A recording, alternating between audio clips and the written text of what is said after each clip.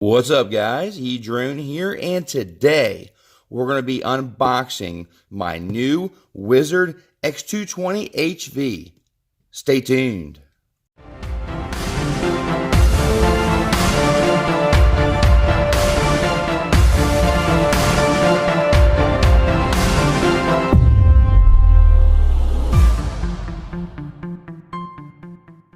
And while I open this package, I'm going to briefly explain why I got this. First of all, it does come in a very nice white box with some nice plastic, almost like you'd see out of an Apple product. This is the plug-and-play version, so we're going to have to install our own receiver. About the beginning of December, started seeing stuff online about the new Wizard X220 that was to be released. And nobody had really gotten any to review. It was just specifically on paper. I saw some pictures and some specs. And on paper, this thing looks amazing for the value. I've already done three quad builds. So I decided, you know what? I like to have a nice backup quad. I figured, you know what? The Wizard X220 is going to run 6S. I've always been curious about running a 6S setup, and I'm actually going to be running this on 4S as well. So I thought, wow, for that price, I think I was able to pick it up for $170. Why backup quadcopter? So that when or if I crashed my main freestyle drone, sometimes you're not able to repair the drone out in the field. You might not have the specific part. You might not have your soldering iron. So I figured if I had a nice backup quad, I could go ahead and fly that around if I crashed my main quad and use this one, to finish out the day and get some more footage. So that was the main reason I decided to get this. And here we go. We've got the lid off here. I'm going to go ahead and take a look at this beauty. Now, before I take the foam off, I will let you know that I have seen a lot of the reviews online. Some have been good, some have been bad. So I'm hoping for good things out of my quadcopter. I'm hoping it doesn't do death rolls and stuff like that. But stay tuned to the channel because we're going to be doing flight tests on 6S, 4S. We're going to be doing, putting this thing through its paces to see what's going to happen. Hopefully, it'll fly great and we won't have any issues, but you never know. So, here we go. The big reveal. Boom! Here you go in the package. You get 2 sets of the Dow Prop Cyclone 5046. So, I thought that was really cool that they're actually giving you name brand props in the box. So, really, really like that. Other companies can definitely learn from this. Put name brand props in your package. It's awesome. You don't need to put some rubbish props in there that aren't even name brand. Like the old Wizard had the old, just terrible King Kong lookalike props, but they just were horrible. So, very nice that they give you that. They give you a TBS clone little stubby antenna. So, it'll be interesting to see how well this guy works or performs. I have a real TBS stubby too that we can swap out if this one doesn't work that good. We get some spare hardware here for some standoffs. 2 of these little carbon wrenches, which if you don't have anything, they'll do the job, but I don't really recommend using these. But they're there. 4 of these little foam feet, which we definitely will be using. Get some extra screws and hardware in the box. And some zip ties. Awesome. So it's nice to give you some extra zip ties. Go ahead with your quad. Now, it's very nicely packaged. If you can see that. Very nicely packaged. This foam is very dense, very thick. Looks to be promising. There's our 4 prop nuts. Now, this is something I don't like about the quad, and we'll get into that in a little bit. But they do use reverse prop nuts. So not a fan of that, but it is what it is. This is a Runcam 3S mount, but I'm pretty sure this can be used with the GoPro Session, and it's not TPU. It's like a soft composite plastic, injection molded plastic. It's got some give to it. I thought that was really cool that they're actually including this in the box. Another good value. Okay, this is my GoPro Session 4, and we'll go ahead and slide this in here and just see how it fits. It's actually very snug. You really have to give it a lot of force to move it. So I think this is actually going to work out great for the GoPro. Fits in there just fine. Even though it's designed for the Runcam 3S, GoPro Sessions fit in here just fine. Okay, on to the main event here, the Eachine Wizard. Go ahead and pull this out. No instructions, nothing else in the box, just a quadcopter. The box was very nice and tight. It's actually hard to pull this guy out of there. It's in there so tight. Oh, there we go. There she is. The Wizard X220 HV. Now, this thing looks really, really nice. I'm going to go ahead and go over some of the components and some of the parts. And why you might be asking, well, there's a lot of different quads that are already ready to go. Why did you choose this one? And the reason I chose this one is, one was the cost. This was incredibly cheap. At $170, you really can't go too wrong with a quad ready to fly on 6S.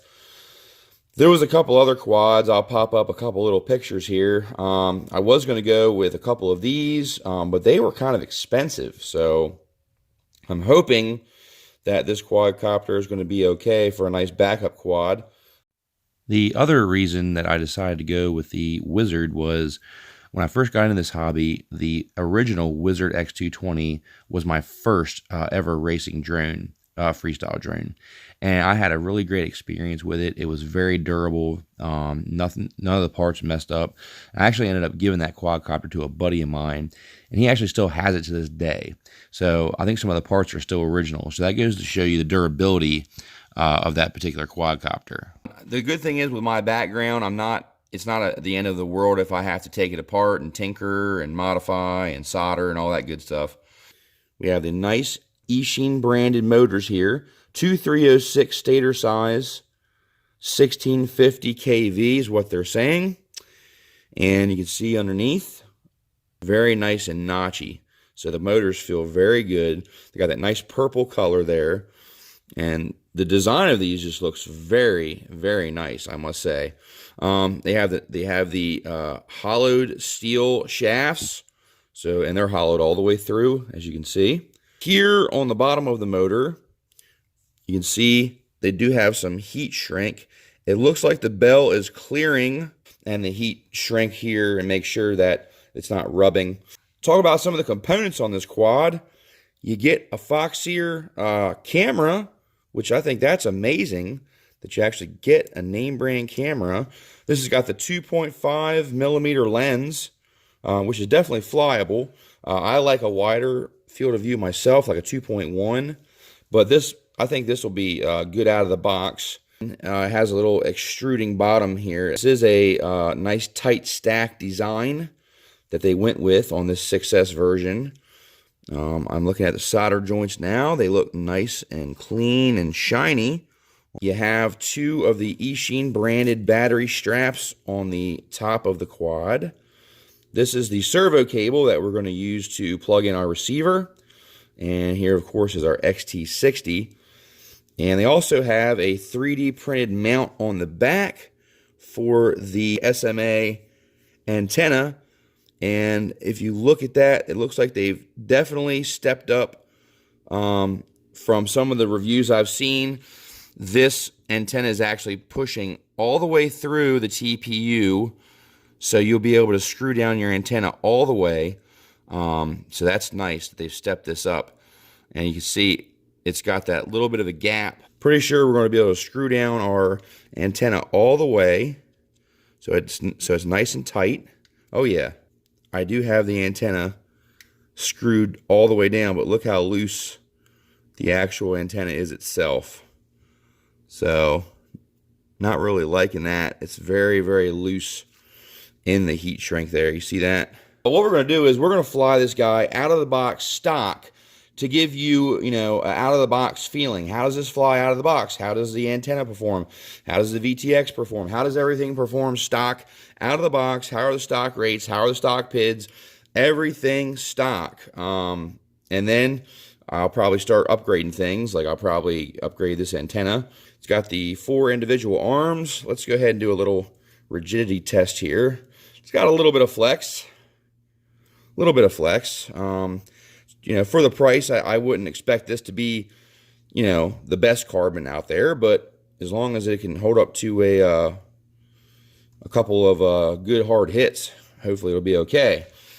Now, another good thing about this quad is a couple of the features. So it actually comes with a SpeedyBee Bluetooth adapter, which is right here on the back of the stack here.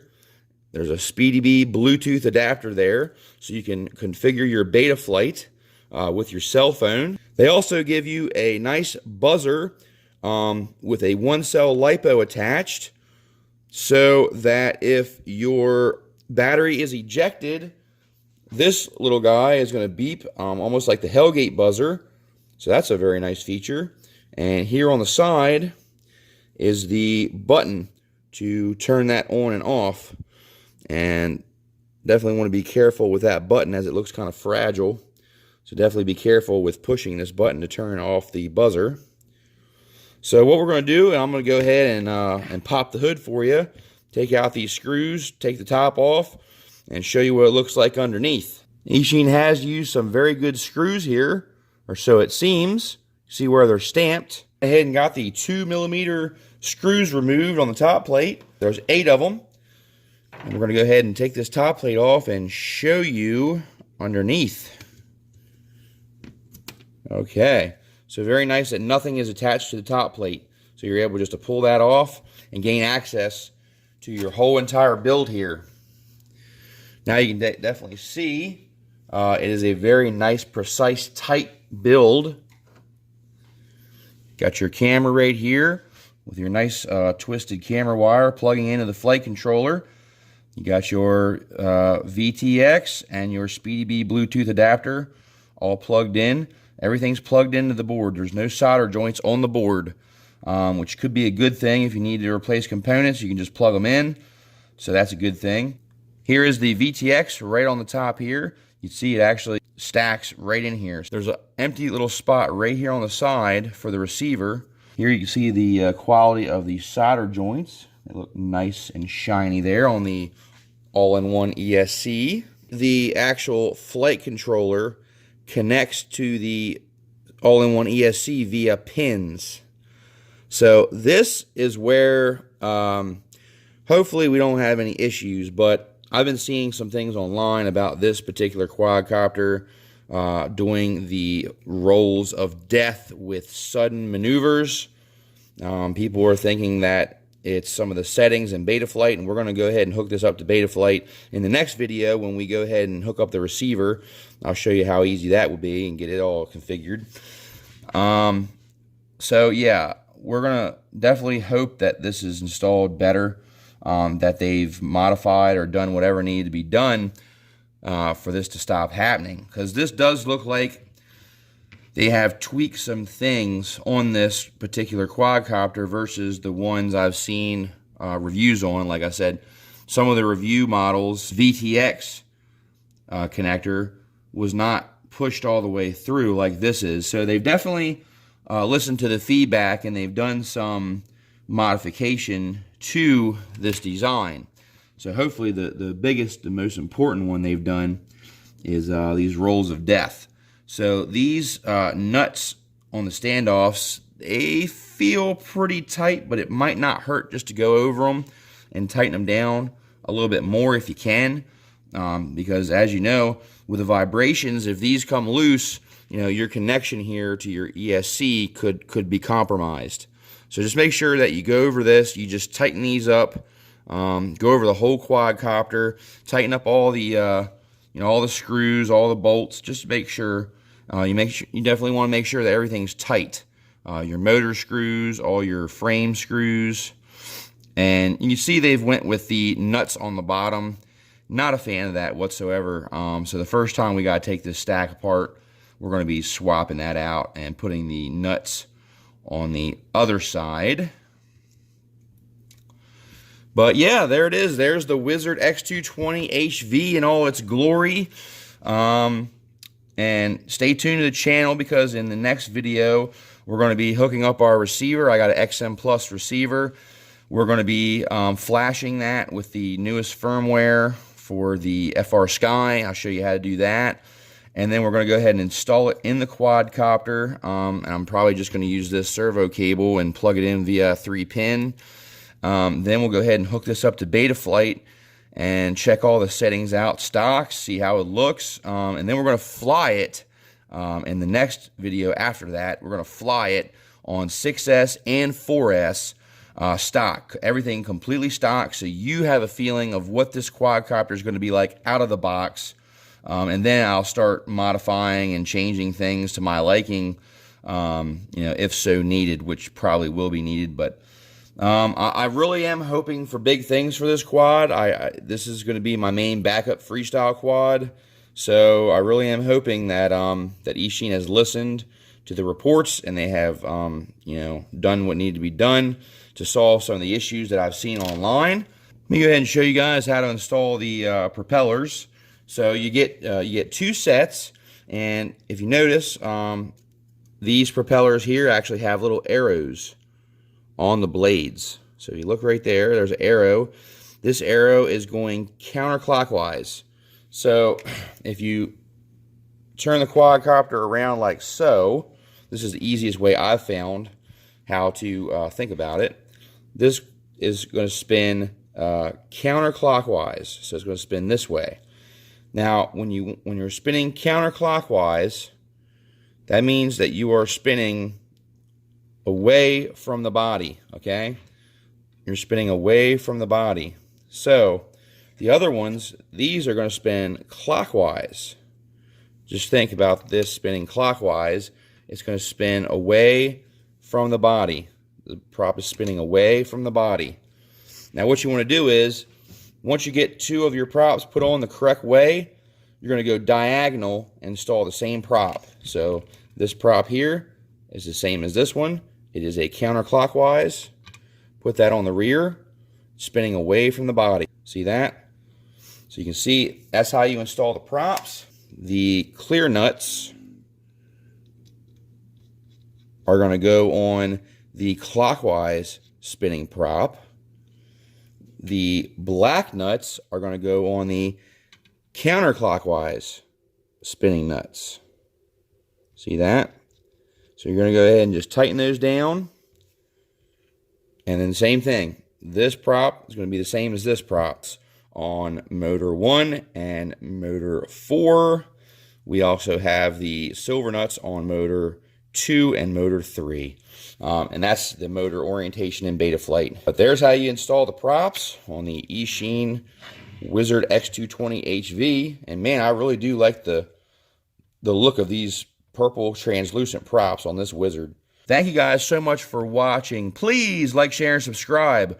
More Wizard X220 HV videos to come on the channel. Edrone out.